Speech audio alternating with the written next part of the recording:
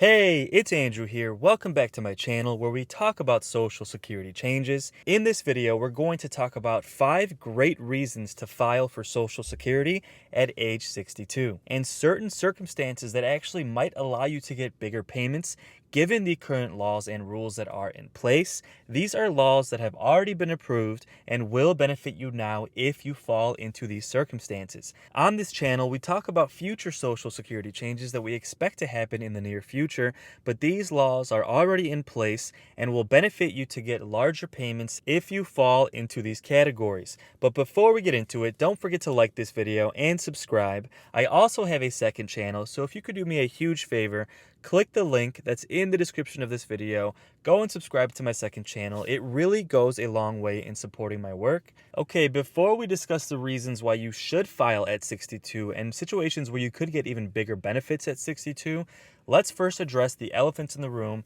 and talk about the cons of doing so and reasons why you shouldn't claim at 62. First of all, health insurance. You don't qualify for Medicare until you're 65 years old. Now, there are some exceptions to this. If you're 62 and you've been on Social Security disability insurance for 2 years, you do qualify for Medicare. But other than that, you'd either have to be on your spouse's health insurance, Medicaid, or private insurance. Otherwise, this is really a reason to not retire early so you could maintain your employer's health insurance coverage. Another caveat to retiring at 62 is the Social Security income limits. Now, currently in 2021, you can only make $18,960 until you begin to become penalized. Above that, every $2 you make from working will deduct $1 from your current Social Security benefit.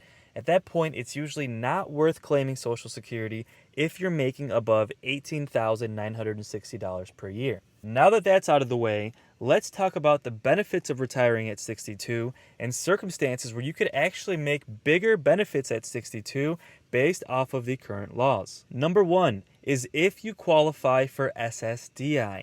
A lot of people don't realize this, but about 25% of people who retire early are doing so because of health conditions. And a lot of them might qualify for disability and honestly don't even realize they could.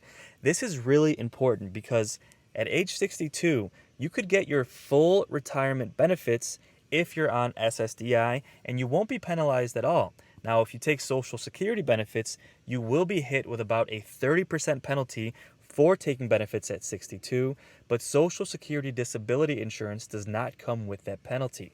So if you qualify for disability at 62, that is a good reason to go ahead and retire. Take your disability benefits because you will get your full retirement age benefits at 62 if you qualify for disability.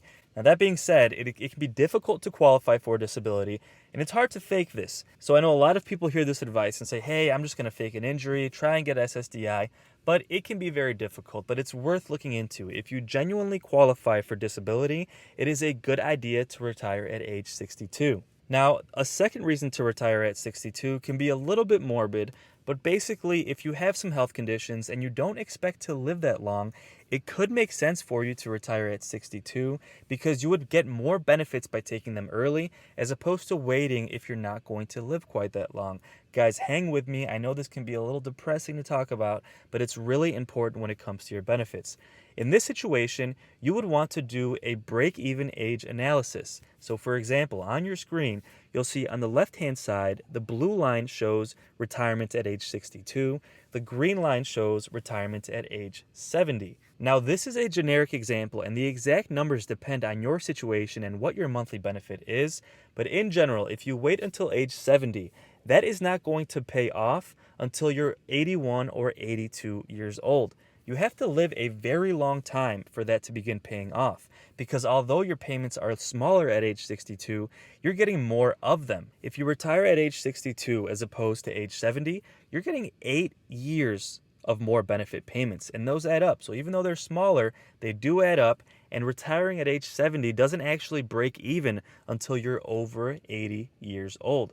Now, on your next slide, you'll see retiring at age 66 does not begin to pay off until you're 78 years old. So if you're 62, you have health conditions, you don't really expect to live until you're 78 years old or 80, it actually makes sense to take your benefits now at 62 because it will actually lead to bigger benefit payments overall based off of your life expectancy. Now, reason number 3 to take benefits at age 62, which could actually lead to bigger benefit payments, is if you qualify for a survivor benefit. Now, again, this can be a little depressing, but if you have a spouse who was on Social Security benefits and passed away, you now qualify for survivor benefits. You can actually qualify for this at age 60. If you're 60 years old and qualify for your spouse's survivor benefit, you would get about 71.5% of their benefit, and you could actually use that until age 70, at which point you could then activate your own Social Security benefits, allowing you to preserve your own Social Security benefit and allowing them to grow until age 70, at which point you could then take your own benefits at age 70.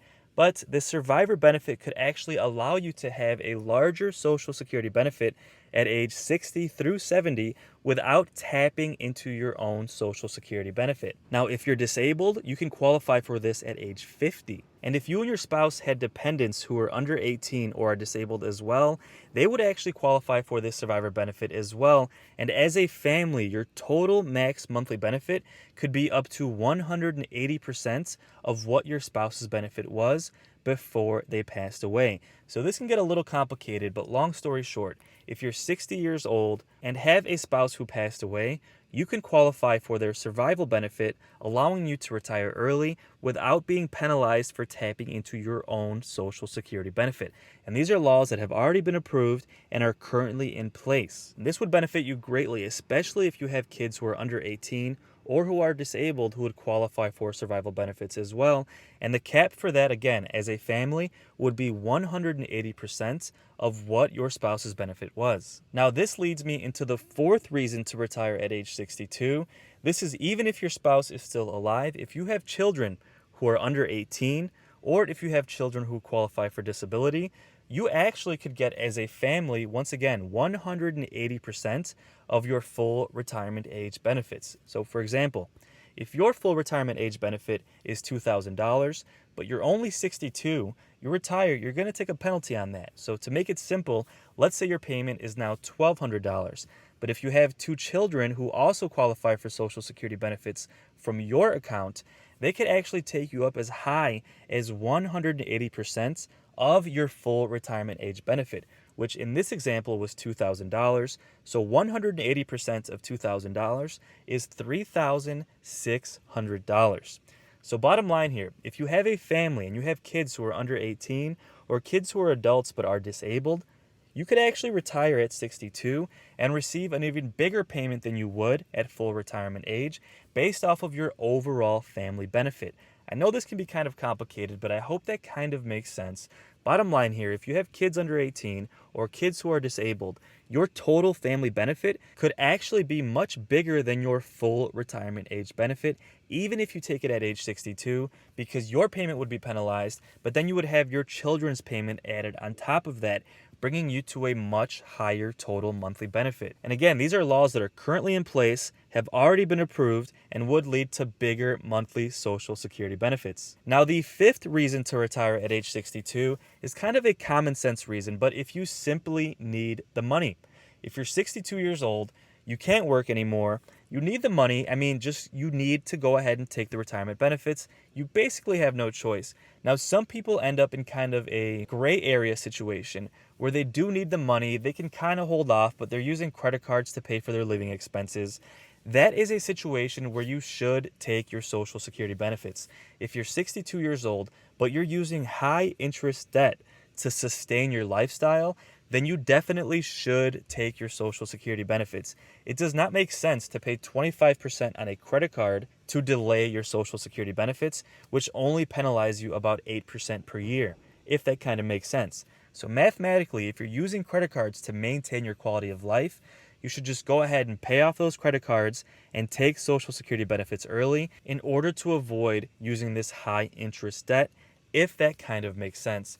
But guys, those are 5 reasons why you should retire at 62 and why you could get bigger benefit payments even if you retire early. So I hope that kind of makes sense, guys. It can be a little bit confusing, but if you have any questions, guys, go ahead and let me know in the comments below. There are honestly more than 5 reasons to retire early, so I'll be making more videos on that as well. So if you'd like to subscribe, you'll get alerts when I post those videos.